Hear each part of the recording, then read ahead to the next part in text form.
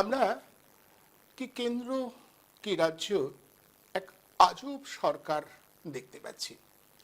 কেন্দ্রে যেমন একটা সরকার, যে সরকার ভয়াবহ সন্ত্রাসী হামলা হলে, বাইরে থেকে ঢুকে পড়ে কেউ সন্ত্রাসী হামলা করলে দোষ আড়াল করবার জন্য নানা রকম যুক্তি খাড়া করে এবং গোটা দেশ জুড়ে তাদের অনুগত মানুষজন মিডিয়াকে দিয়ে ওই হিন্দু মুসলমানের বাইনারি তৈরি করার জন্য ব্যস্ত হয়ে পড়ে।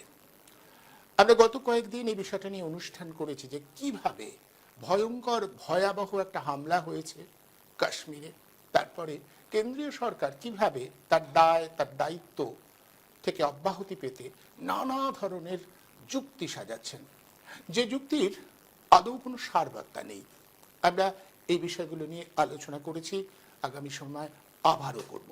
আর রাজ্যে যদি চলে আসেন, সেখানেও দেখবেন সেখানেও এক আজব সরকার। শিক্ষা ক্ষেত্রে নিয়োগকে কেন্দ্র করে এক ভয়ঙ্কর দুর্নীতি হয়েছে, কোটি কোটি টাকার দুর্নীতি। ইতিমধ্যেই সুপ্রিম কোর্ট সেটা জানিয়ে দিয়েছে। সুপ্রিম কোর্ট পরিষ্কার জানিয়ে দিয়েছে রাজ্য সরকারকে গোটা বিষয়টা নিষ্পত্তি করতে হলে নতুন করে নিয়োগ প্রক্রিয়া শুরু করতে হবে। রাজ্য সরকার ইতিমধ্যে সেটা শুরুও করেছে, কিন্তু মজার ব্যাপার হচ্ছে সেটা শুরু করবার পরেও নানা ধরনের যুক্তি রাজ্যের সরকার আমদানি করছে, যার আদৌ কোনো সারবত্তা আছে কিনা আমাদের ভেবে দেখতে হবে। বারবার নানা ধরনের যুক্তি। প্রথমত তারা বলছেন কারোর চাকরি তারা চলে যেতে দেবেন না। কিভাবে তারা সবার চাকরি রাখবেন সেটা বলতে পারছেন না। কিভাবে রাখবেন? তারা কি বলছেন যে কোনো দুর্নীতি হয়নি? যদি দুর্নীতি না হয় তাহলে সবার সুনীতির পক্ষে যে যে তথ্য, যে যে নথিগুলো তাদের কাছে আছে সেগুলো রেখে তারা তো সুপ্রিম কোর্টে আগেই গোটা বিষয়টার মীমাংসা করে নিতে পারত, সেটা তো করেনি। সুপ্রিম কোর্ট বারবার জানিয়েছে কারা যোগ্য কারা অযোগ্য তার নথি দিন, তারা দিতে পারেননি। কিছু নথি তারা দিয়েছেন, তারপরেও অনেকটা বাকি থেকে গেছে। যারা বাকি রয়েছেন তারা কি যথার্থ যোগ্য? তাদের সপক্ষে সমস্ত নথি রয়েছে? রাজ্যের শিক্ষা দপ্তর বলতে পারেনি। আর সেই জন্যই নানা টালবাহানার পরে সুপ্রিম কোর্ট 2016 সালের যে নিয়োগের প্যানেল সেটা পুরোটাই বাতিল করে দিয়েছে। এরপর রাজ্য সরকার নানা ধরনের যুক্তি আমদানি করছে। তারা আবার রিভিউ পিটিশনে যাবে এমনটা বলছে, আবার কখনো বলছে আপাতত ভাতা দেওয়া হোক। সুপ্রিম কোর্টের কাছে আবেদন জানিয়ে বলছেন যে শিক্ষা ব্যবস্থা পঙ্গু হয়ে যাবে, ফলে ছাত্রছাত্রীদের কথা বিবেচনা করে শিক্ষকদের স্কুলে যাবার অনুমতি দেওয়া হোক। সুপ্রিম কোর্ট সেটাকে গ্রহণ করেছে। সুপ্রিম কোর্ট বলেছে বেশ, সেক্ষেত্রে যারা শিক্ষক যারা এখনো পর্যন্ত কালিমালিপ্ত বলে চিহ্নিত হননি তারা 31শে ডিসেম্বর পর্যন্ত স্কুল করাক, তাদের মায়না দেবার বিষয়টাও অনুমোদন করেছে সুপ্রিম কোর্ট। এখন রাজ্য সরকার আবার বলছে যে তারা পুরো প্যানেলটা সম্পর্কে রিভিউ পিটিশন করবে। প্রশ্ন হচ্ছে তাই যদি করবেন তাহলে সুপ্রিম কোর্টের রায়টা মেনে নিলেন কেন? কেন মেনে নিয়ে আবার রিভিউ পিটিশনে যাচ্ছেন? সুপ্রিম কোর্টের রায়টা মানবেন না, সেই অবস্থায় রিভিউ পিটিশনে গেলে রিভিউ পিটিশনের জোরটা তো অনেক বাড়ে। আপনি একদিকে বলছেন রিভিউ পিটিশনে যাবেন, আর অন্যদিকে শিক্ষা দপ্তর, মধ্যশিক্ষা পর্ষদ সুপ্রিম কোর্টকে বলছে যে আমরা নতুন নিয়োগের প্রক্রিয়া শুরু করে দিয়েছি। এই মতো অবস্থায় মাত্র দুদিন আগে আরও একটা বিষয় ঘটেছে। গ্রুপ সি এবং গ্রুপ ডির যারা কর্মচারী যারা নিযুক্ত হয়েছিলেন তাদের স্কুলে যাবার কোনো অনুমতি সুপ্রিম কোর্ট দেয়নি। সুপ্রিম কোর্ট পরিষ্কার জানিয়েছে তাদের রায়তে যে যেহেতু গ্রুপ সি এবং গ্রুপ ডির নিয়োগে দুর্নীতির পরিমাণ অনেক বেশি, তারা মনে করছে দুর্নীতির পরিমাণ অনেক বেশি, তাই গ্রুপ সি এবং গ্রুপ ডি তারা স্কুলে যাবেন না, তাদের চাকরি বাতিল, তাদের নতুন নিয়োগের প্রক্রিয়ার মধ্য দিয়ে আসতে হবে। গ্রুপ সি এবং গ্রুপ ডির যারা কর্মচারী তাদের আমাদের রাজ্যের প্রশাসনিক প্রধান যিনি তিনি একটা বার্তা দিয়ে জানালেন যে তাদের ভাতা দেওয়া হবে 20,000 টাকা, গ্রুপ সি এবং গ্রুপ ডির 25,000 টাকা। প্রশ্ন হচ্ছে এইভাবে ভাতা দেওয়া যায়, কিংবা যে মাসোয়ারা এরা পেতেন তা থেকে এভাবে কমে গিয়ে ভাতা তারা নেবেন কেন? এই ভাতাটা দেওয়ার ব্যবস্থা কেন করা হচ্ছে? কেন তারা পরিষ্কার করে যারা যোগ্যতার পরিচয় দিয়ে নিযুক্ত হয়েছিলেন তাদের তথ্য সামনে আনছেন না? উত্তর নেই। উত্তরটা রাজ্যের প্রশাসন দিতে পারছে না। তারা যুক্তি সাজাচ্ছে, অন্যরকম যুক্তি, বলছে আমরা দুটো রিভিউ পিটিশন করব। ভাবুন, এর আগে আমরা শুনছিলাম যে গোটা রায়টা নিয়ে রিভিউ পিটিশন হবে, এখন দুটো রিভিউ পিটিশন। একটা হচ্ছে এই যোগ্য যারা গ্রুপ সি এবং গ্রুপ ডির কর্মচারী এবং যারা শিক্ষক, তাদের সবটা নিয়েই নাকি দুটো রিভিউ পিটিশন হবে। একের পর এক যুক্তিগুলো যখন আসছে তখন গোটাটাই গুলিয়ে যাচ্ছে। প্রশ্ন, এভাবে দেওয়া যায় ভাতা কাউকে? কিংবা আমরা যদি এভাবে ভাবি, যারা এই ভাতাটা পাচ্ছেন তাদের পক্ষে গোটা বিষয়টা খুব সম্মানের, তারা তো সারা জীবনের জন্য চাকরিটা পেয়েছিলেন, কেউ কেউ তো যোগ্যতার পরিচয় দিয়েই পেয়েছিলেন, তাহলে তাদের কি হবে? তারা ওই 31শে ডিসেম্বর পর্যন্ত ভাতা নিয়ে যাবেন? তাদের জন্য কি ভাবা হবে? পরিষ্কার নয়, কিচ্ছু বলা হচ্ছে না, শুধু ভাতাটা দেওয়া হবে। আমাদের ঠিক এখানে একটা নির্দিষ্ট প্রশ্ন থাকবে, রাজ্যের শিক্ষা দপ্তরের কাছে, রাজ্যের প্রশাসনের কাছে এবং এই রাজ্যের সমস্ত নাগরিকের কাছে। আচ্ছা, কেন রাজ্য সরকার পরিষ্কার বলবে না যারা দুর্নীতি করে চাকরি পেয়েছে তাদের এক্ষুনি বার করে দেওয়া হবে? সেই দুর্নীতিগ্রস্ত মানুষজন কিভাবে এই দুর্নীতিটা করতে পারলো, তাদের সাথে কারা কারা যুক্ত, তাদের বিরুদ্ধে তদন্ত করা হবে, তাদের বিরুদ্ধে ব্যবস্থা নেওয়া হবে। আর যারা কোনো দুর্নীতি করেনি তাদের সবার চাকরি বহাল রাখবো, এই নিরিখে আমরা সুপ্রিম কোর্টকে জানাবো। এটাই তো করা উচিত ছিল। রাজ্য সরকার সেটা করলো না। রাজ্যের প্রশাসনের একটা অংশ দুর্নীতির সাথে জড়িত, রাজ্যের শাসক দলের একটা অংশ দুর্নীতির সাথে জড়িত, কোটি কোটি টাকার লেনদেন হয়েছে। দুর্নীতির টাকা কারা নিয়েছেন? একটি নির্দিষ্ট রাজনৈতিক দল, শাসক দলের বিভিন্ন নেতা নেত্রীরা, তাদের বাড়িতে গেছে টাকা। আর এই ভাতার টাকা কারা দেবেন আপনার আমার মতো সাধারণ মানুষ, যারা ট্যাক্স দিই। আমাদের পয়সাতে হয়তো কিছু দুর্নীতিগ্রস্ত মানুষকে ভাতা দেওয়া হবে। এটা কোন নিয়ম? এটা কোন শাসন ব্যবস্থা? আমরা বুঝতে পারছি না। বিষয়টা এখানেই শেষ নয়, আরো আশ্চর্যের, যারা চাকরি হারিয়েছেন তাদের পাঠিয়ে দেওয়া হয়েছে, যারা মামলা করছেন সেই উকিলদের বিরুদ্ধে বিক্ষোভ দেখাতে। তাদের বিরুদ্ধে বিক্ষোভ, তাদের শারীরিকভাবে হেনস্থা করবার প্রয়াস, এগুলো ঘটলো একদিন আগে আমরা দেখলাম। আজই আইনজীবীরা একটা মিটিং করেছেন, মিছিল করেছেন, তারা বলেছেন এভাবে আইনজীবীদের উপরে চড়াও হওয়া, তার মানে যদি কোনো মামলা হয়, সেই মামলা যদি কারোর বিরুদ্ধে যায়, দুর্বৃত্ত দুষ্কৃতী মানুষদের বিরুদ্ধে যদি কোনো মামলার রায় যায়, তাহলে যিনি মামলাটা লড়েছেন তার উপর আক্রমণ করা হবে, তার কোনো নিরাপত্তার ব্যবস্থা নেই। আর চুরি করেছে যে সরকারের নেতা মন্ত্রীরা চুরি করেছেন, তারা দিব্যি নিরাপত্তার বলয়ের মধ্যে থাকবেন। কি অসাধারণ নিয়ম! ওই যে বলছি না, আজব রাজ্যের আজব প্রশাসন, কি কেন্দ্র কি রাজ্য, সত্যি আজব এক শাসক সম্প্রদায়ের আওতায় আমরা এসেছি। গোটা বিষয়টা বারবার এভাবেই আমাদের সামনে আসছে। আমরা জানি ঠিক এই মুহূর্তে একদল মিডিয়া আছে যারা ক্রমাগত কেন্দ্রীয় সরকারের বিরুদ্ধে বলবে, বলা উচিত, কেন্দ্রীয় সরকারের নানা অনাচারের বিরুদ্ধে বলা উচিত, বিশেষ করে এই সময় সাম্প্রদায়িক মেরুকরণ করবার যে চেষ্টাটা করা হচ্ছে তার বিরুদ্ধে গর্জে ওঠা উচিত। কিন্তু একই সাথে চোখের সামনে যে দেখা দুর্নীতি, ভয়ঙ্কর ভয়াবহ দুর্নীতি রাজ্য সরকার, তার বিরুদ্ধে তো বলতে হবে।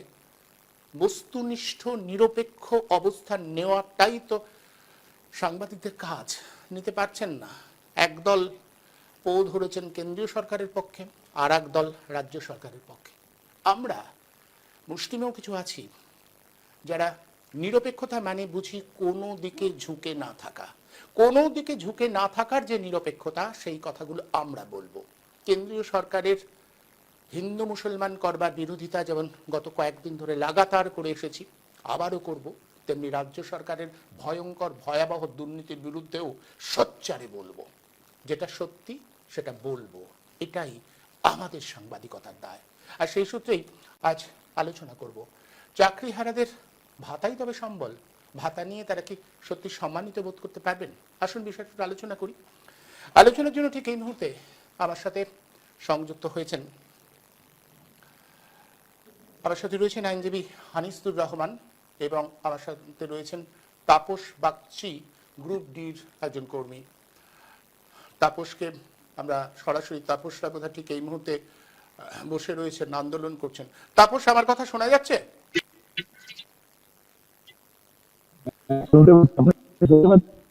তাপস, আপনি আমার কথা শুনতে পাচ্ছেন? আমি শুনতে পাচ্ছি। আমি শুনতে পাচ্ছি। তাপস, আপনাকে একদম, তাপস আপনাকে আমার প্রথম জিজ্ঞাসা, যেভাবে গোটা বিষয়টা আপনাদের ভাতা দেওয়ার ব্যবস্থা করা হয়েছে, আপনার তো চাকরি পেয়েছিলেন, সারা জীবনের জন্য চাকরি, যদি যোগ্যতার পরিচয় দিয়ে আপনার চাকরি পেয়ে থাকেন, তাহলে এই ভাতাটা কিসের জন্য? কেন ভাতা? আপনাদের প্রশ্ন জাগছে না যে কেন হঠাৎ করে ভাতা? এবং এক্ষেত্রে রাজ্য সরকার আসল সত্যটা গোপন করতে চাইছে। এই বিষয়ে আপনারা যদি এখনই সজাগ না হন, তাহলে কিছুদিন পরে তো আপনারা খুব বিপদে পড়বেন।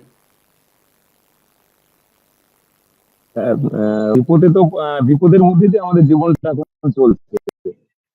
ব্যাপারটা হচ্ছে যে টিচারদের ক্ষেত্রে আমরা group non teaching staff, group C এবং ডি আমরা নন টিচিং স্টাফ, এবং টিচাররা 9, 10 এবং 11 টিচিং স্টাফ। তো টিচিং স্টাফদের জন্য আজকে মধ্যশিক্ষা পর্ষদ এমএ ফাইল করে সুপ্রিম কোর্টে ফাইল করেছে। তো আমাদের আমাদের জন্য কোনো রিলিফ আনতে পারলো না এমএ ফাইলের মাধ্যমে, শুধুমাত্র ক্ষেত্রে তারা বলেছে যে এত এত শিক্ষক যদি, যোগ্য শিক্ষক যদি যদি সব হয়ে যায়, তাহলে পরিষেবা, টিচিং পরিষেবা নষ্ট হয়ে যাবে। কিন্তু ওই টিচিং পরিষেবার মধ্যে যে শুধুমাত্র যে শিক্ষকরাই আছে, যে আমার মধ্যে জড়িত আছে, আমাদের জন্য সরকার বা মধ্যশিক্ষা পর্ষদ থেকে এমএ ফাইলের কথা একবারও উল্লেখ করলো না।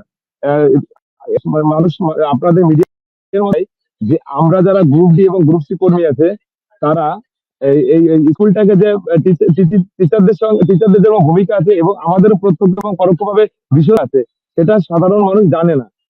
এই ভূমিকার মধ্যে আমাদের স্কুলের ছাত্র, যেমন প্রাইমারি সরকারি যেটা, সেটাতে 10টা 40-এ, আমরা সেটা 10টার মধ্যে স্কুলটা খুলে গিয়ে গ্রামে আমরা কাজ করি, সেখানে গিয়ে দেখি যে ছাত্ররা সে 10টার সময় লাইন দিয়ে থাকে গেটের মুখে। দিয়ে আমরা তখন গেটটা খুলে দিই, তারা সুস্থভাবে স্কুলে ঢোকে, দিয়ে তাদের ক্লাসরুমে পৌঁছে যায়। তাদের জলের ব্যবস্থা থেকে শুরু করে তাদের সমস্ত ব্যবস্থা আমরা প্রথমে সঠিকভাবে তাদের পৌঁছে দেওয়ার ব্যবস্থা করি। তারপরে দিয়ে তাদের যে মিড ডে মিল সেন্টারের যে একটা বিশেষ বড় প্রকল্প, সেই প্রকল্পটা আমাদের মাধ্যমেই বাস্তবায়ন করি। তার কারণ এই মিড ডে মিলটা আমরা 10 কিলোমিটার দূরে আমাদের স্কুল থেকে বাজার, সেইখান থেকে আমরা বাজারটা ক্রয় করে এনে মিড ডে মিলের ওইখানে ব্যবস্থা করি এবং সেটা রান্না করে দেবো, তাদের খাওয়ানোর ব্যবস্থা আমরাই করি। তাছাড়া সেই মিড ডে মিলের যাবতীয় যে অফিসিয়াল কাজ সব আমরা করি। আমরা গ্রুপ সি এবং গ্রুপ ডি, কন্যা সরকার, আমাদের রাজ্য সরকার বিভিন্ন প্রকল্প চালু করেছে। সেই প্রকল্পের মধ্যে একদম হচ্ছে কন্যাশ্রী প্রকল্প, যুবশ্রী, ঠিক আছে, সমস্ত প্রকল্পগুলোই আমাদের হাত ধরে হয়। স্কুলের যেরকম বিভিন্ন অডিট হয়, সেই অডিটের যে কাজগুলো সব আমাদের মাধ্যমে হয়, সব আমরাই করি। অথচ আমাদেরই সরকার বঞ্চিত করলো, যেহেতু আমরা একটা নিচু তলার কর্মী, আমাদের পুরোপুরি বঞ্চিত করা হলো। এমএফআই এর মাধ্যমে আমাদের রিলিফ দেওয়া হলো না। তো রিলিফটা বড় কথা না, রিলিফটা আমাদের এখন বড় বড় প্রশ্ন না। আমাদের বড় প্রশ্ন যে আমরা যারা যোগ্য দিয়ে আমরা আমাদের যে হকের চাকরি, সেইটা আমরা কি করে সরকার ফিরিয়ে আনবে, সেটা সরকারই পারে এবং তথ্য সরকারের কাছে আছে। আমাদের দাবি, সরকার যেন আমাদের সঠিক তথ্য দিয়ে সুপ্রিম কোর্টের কাছে রিভিউ পিটিশনের মাধ্যমে আমাদের আমাদের পূর্ণ যে আমাদের চাকরি, যেটা আমরা প্রসেসের মাধ্যমে যেটা আমাদের সঠিক জায়গায় উপস্থাপন হয়। আমি আনিসুর রহমানের কাছে আসবো। আনিসুর বাবু, আপনি শুনলেন পরিষ্কার, তাপস বাগচি গ্রুপ ডির একজন কর্মী পরিষ্কার জানিয়ে দিলেন যে তারা তো চাকরিটা পেয়েছিলেন যোগ্যতার পরিচয় দিয়ে ন্যায্য পথে, যেভাবে তাদের চাকরি হারা হতে হয়েছে এবং যেভাবে তারা এখন ভাতা পাচ্ছে, এটার জন্য মূলত রাজ্য সরকারই দায়ী, রাজ্যের প্রশাসনই দায়ী। অথচ রাজ্য প্রশাসন ক্রমাগত একটার পর একটা যে যুক্তিগুলো খাড়া করছে বা যে যুক্তিগুলো আনছে, সেগুলোকে কুযুক্তি ছাড়া আর কিছু বলা যায় না, আজব সমস্ত যুক্তি। এবং তারপরে আইনজীবীদের উপরে আক্রমণ। শাসক দলের নেতা নেত্রীরা টাকা খেয়েছেন, তারা চাকরি বিক্রি করেছেন, আর আক্রমণের লক্ষ্য হবেন আইনজীবীরা। কি অদ্ভুত না? প্রথমেই বলি যে মহামান্য সুপ্রিম কোর্ট অলরেডি যে প্যানেল 2016 সালের স্কুল সার্ভিস কমিশন তাদের চাকরি হয়েছিল প্রায় 25,752 বা 53 জন। তাদের চাকরি কে মেধার জোরে পেয়েছে বা যোগ্যতার বলে পেয়েছে, আর কে ঘুষ দিয়ে পেয়েছে, কে টাকা দিয়ে পেয়েছে, এটা আলাদা করা যায়নি। যায়নি নয়, আলাদা করা হয়নি। এবং আলাদা করার দায় এবং দায়িত্ব ছিল স্কুল সার্ভিস কমিশনের, এবং অবশ্যই স্কুল সার্ভিস কমিশনকে নিয়ন্ত্রণ করে রাজ্য প্রশাসন। ফলে সেখানে কারা যোগ্য আর কারা অযোগ্য যাচাই এবং বাছাই করার জন্য যে সমস্ত ডকুমেন্টেশন সংরক্ষণ করার দরকার ছিল সেগুলোকে নষ্ট করে দেওয়া হয়েছে। নষ্ট হয়ে যায়নি, নষ্ট করে দেওয়া হয়েছে, কারণ সঠিক সত্য যাতে কোনোভাবেই সামনে না আসে, কে যোগ্যতার বলে পেয়েছে আর কে নেতা মন্ত্রীদের টাকা দিয়ে পেয়েছে, এই পার্থক্য যাতে করা না যায় তার জন্য কিন্তু সমস্ত নথি বা ডকুমেন্টস লোপাট করা হয়েছে। ফলে হাইকোর্টে রিজেক্ট হয়েছে, চাকরি বাতিল হয়েছে, সুপ্রিম কোর্টে যাওয়া গেছে, কিন্তু সুপ্রিম কোর্টও কিন্তু দীর্ঘ সময় দিয়েছেন রাজ্য সরকার, রাজ্য প্রশাসন এবং স্কুল সার্ভিস কমিশনকে। এমনকি আজকে যারা মেধার জোরে চাকরি পেয়েছে বলছেন, তারা বিভিন্ন সময় আপনার চ্যানেলে বা অন্যান্য জায়গায় তারা দাবি করেছে আমাদের কাছে সঠিক তালিকা আছে, কিন্তু সেই তালিকা যে সঠিক এটাকে গ্রহণ করার মতো মহামান্য সুপ্রিম কোর্টের কাছে কোনো বিশ্বাসযোগ্য কারণ ছিল না। এমনকি সিবিআই তদন্ত করছিল, সিবিআই একটা তালিকা দিয়েছে, বিভিন্ন সময় বাগ কমিটি, সে বাগ কমিটিও একটা তালিকা দিয়েছে, স্কুল সার্ভিস কমিশনও কখনো কখনো একটা তালিকা দিয়েছে, কিন্তু সেই সংখ্যাটা কারোর সঙ্গে কারোর মিল ছিল না। ফলে একটা মানে ছলচাতুরি চলছিল সামগ্রিকভাবে, এবং সেখানে কোনোভাবেই শেষ পর্যন্ত কে ঠিক আর কে বেঠিক এটা বাছাই না করার ফলেই কিন্তু মহামান্য সুপ্রিম কোর্ট সেই সকলের চাকরি বাতিল করে দিয়েছে। তারপরে রাজ্য সরকারের পক্ষ থেকে আবার মডিফিকেশনের প্রেয়ার চাওয়া হয়েছিল, দেওয়া হয়েছিল, সেখানে কিন্তু কিছু রদবদল করা হয়েছে। কিন্তু আজকে ডিসেম্বর পর্যন্ত যারা বৈধ তাদের কাজ চালিয়ে যাওয়ার জন্য বলেছে। আসলে বৈধ আর অবৈধ এটাই তো জানা সম্ভব হয়নি। তারপরে ঠিক কে কে অবৈধ আর কে কে বৈধ এটা যদি সুস্পষ্ট করা যেত বা সুস্পষ্ট থাকতো, তাহলে তো কারোরই চাকরি যেত না। যে কজন বদমাশি করে বা ঘুষ দিয়ে চাকরি নিয়েছে, অসৎ উপায়ে চাকরি পেয়েছে, শুধু সেই কজনকে ছাঁটাই করে বাকি সকলের চাকরি থাকতো। কিন্তু সেই তালিকা সুস্পষ্ট নয়। কিন্তু তারপরে দেখছি যে এই চাকরি অনেকগুলো ভাগে বিভক্ত হয়ে গেছে। একটা যারা আজকের মেধার জোরে চাকরি পেয়েছে তারা এই তাদের চাকরি চলে যাওয়ার পরে তারা এখন পথে, আর তার আগে যারা মেধা সম্পন্ন অথচ বঞ্চিত, মেধার জন্য তাদেরকে বাদ দেওয়া হয়েছে চালাকি করে, তাদেরকে লিস্টে আসা দরকার ছিল, প্যানেলে আসা দরকার ছিল, কিন্তু তাদের নাম বাদ দিয়ে অযোগ্য এবং অপদার্থদেরকে ঢোকানো হয়েছিল। ফলে তাদের পক্ষেও একটা আইনজীবী ছিল। এবং আমরা যতদূর জানি যে বিকাশ রঞ্জন ভট্টাচার্য বা ফিরদৌস শামীম, তারা সেই বঞ্চিত চাকরি প্রার্থীদের আইনজীবী ছিল। তারা কিন্তু ওই মেধা সম্পন্ন বা যোগ্য বা যারা চাকরি করছে তাদের পক্ষের আইনজীবী ছিল না। এবং বিকাশ রঞ্জন ভট্টাচার্য বা ফিরদৌস, বিশেষ করে বিকাশ রঞ্জন ভট্টাচার্য একটা রাজনৈতিক পরিচয় আছে। তিনি 2005 থেকে 2010 কলকাতার মহানগরী অর্থাৎ মেয়র ছিলেন। তিনি এই মুহূর্তে মানে কংগ্রেস সমর্থিত বাম প্রার্থী হিসাবে রাজ্যসভার সাংসদ। ফলে তার একটা রাজনৈতিক পরিচয় আছে। কিন্তু আমাদেরকে মানতে হবে এবং জানতে হবে যে বিকাশ রঞ্জন ভট্টাচার্য হাইকোর্ট বা সুপ্রিম কোর্টে শুনানি করেছেন সিপিএম এর কোনো নেতা হিসাবে নয়, একজন আইনজীবী হিসাবে। অর্থাৎ এখানে আমরা যে বিকাশ রঞ্জন ভট্টাচার্যকে চিনি, তিনি একজন আইনজীবী, তার রাজনৈতিক পরিচয় এখানে কিন্তু একেবারেই গৌণ। আরেকজন ফিরদৌস শামীম, কেউ কেউ বলে তিনিও নাকি বামপন্থী, হতে পারে, আমরা জানি না। কিন্তু তারপরেও এখানেও বলবো সে ফিরদৌস শামীমও কিন্তু আইনজীবী হিসাবেই কিন্তু এখানে ছিলেন, এবং দুজনেই সেই বঞ্চিত চাকরি প্রার্থীদের পক্ষ থেকে তাদের মক্কেলদের স্বার্থে, তাদের ক্লায়েন্টরা তাদেরকে পয়সা দিয়েছে সেই কারণে তারা সেই যাতে বঞ্চিত চাকরি প্রার্থীরা যদি পুরো প্যানেলটা বাতিল হয়ে যায়, তাদের চাকরি পাওয়ার সুযোগটা অনেক বড় হয়ে যাবে। ফলে তার ক্লায়েন্টদের স্বার্থে তারা সওয়াল করেছেন। আর প্রত্যেকের নিজ নিজ আইনজীবী ছিল, প্রত্যেকের আইনজীবীরা তাদের সাধ্যমতো যুক্তি তথ্য তারা সওয়াল জবাব করেছেন হাইকোর্টে।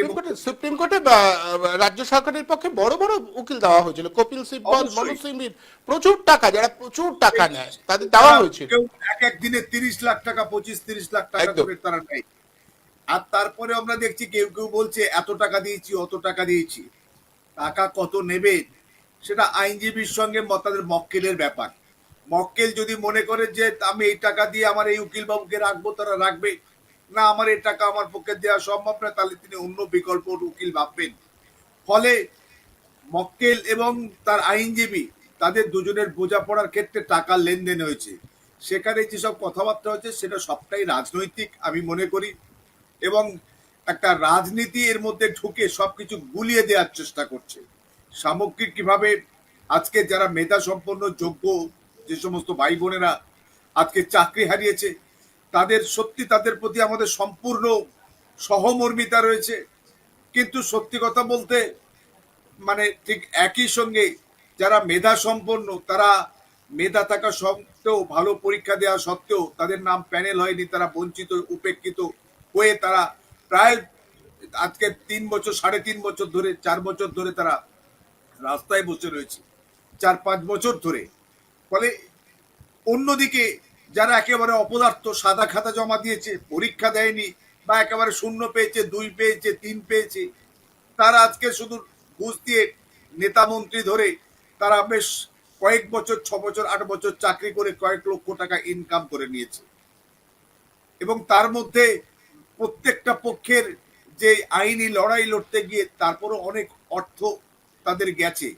ফলে সামগ্রিকভাবে এরকম একটা কঠিন অচলাবস্থা একটা তৈরি হয়েছে, এবং সবটাই তৈরি হয়েছে এসএসসি এটা করেছে। এবং এসএসসি কে পরিচালনা এবং নিয়ন্ত্রণ পুরোটাই রাজ্য প্রশাসনের এখতিয়ারে।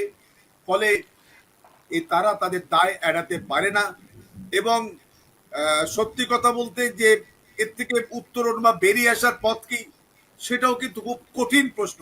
পরিষ্কার যে বিষয়টা সামনে আসছে সেটা হচ্ছে এই রাজ্যের যে হাজার হাজার স্কুল শিক্ষক, স্কুল কর্মী চাকরি হারিয়েছেন, তাদের বোধহয় এই বিষয়টা মাথায় নিয়ে নেওয়া উচিত যে রাজ্য সরকার তাদের নিয়ে খেলছে।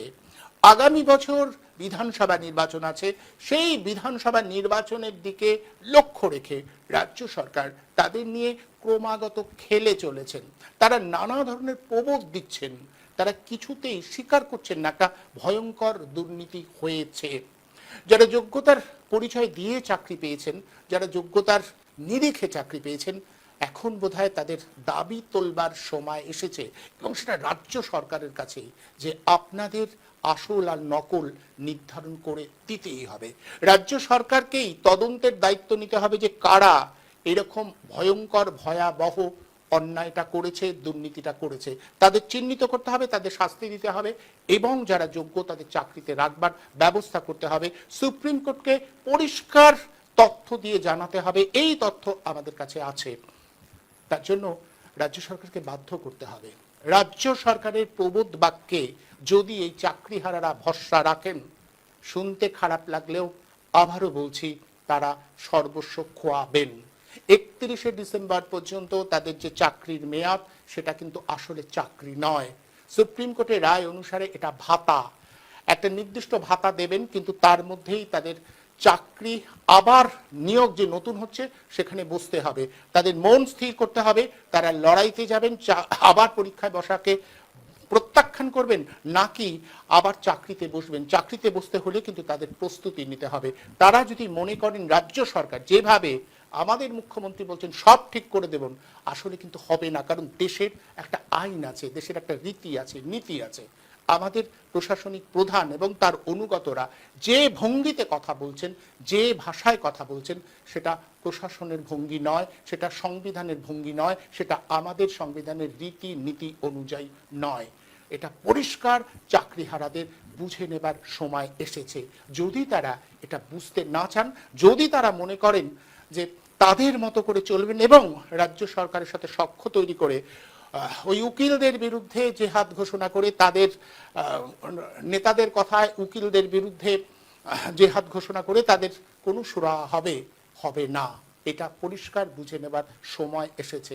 রাজ্যের শাসকরা ভয়ঙ্কর দুর্নীতি করেছে। এই দুর্নীতির জন্য তাদের অবশ্যই ঠিক এই মুহূর্তে কোনো রকম দ্বিধা দ্বন্দ্বের অবকাশ না রেখে কাঠগড়ায় তুলতে হবে এবং আমাদের গোটা দেশে যা যা হচ্ছে সেটা নিয়েও আমরা আমাদের অবস্থান রাখবো, এটাই আমাদের দায়। ওই যে বলেছিলাম, কোনো দিকে ঝুঁকে না থেকে সাংবাদিকতার যে রীতি, সেটাই যথার্থ সাংবাদিকতার রীতি বলে আমরা বিশ্বাস করি। আমরা সেই বিশ্বাসে স্থিত থাকবো।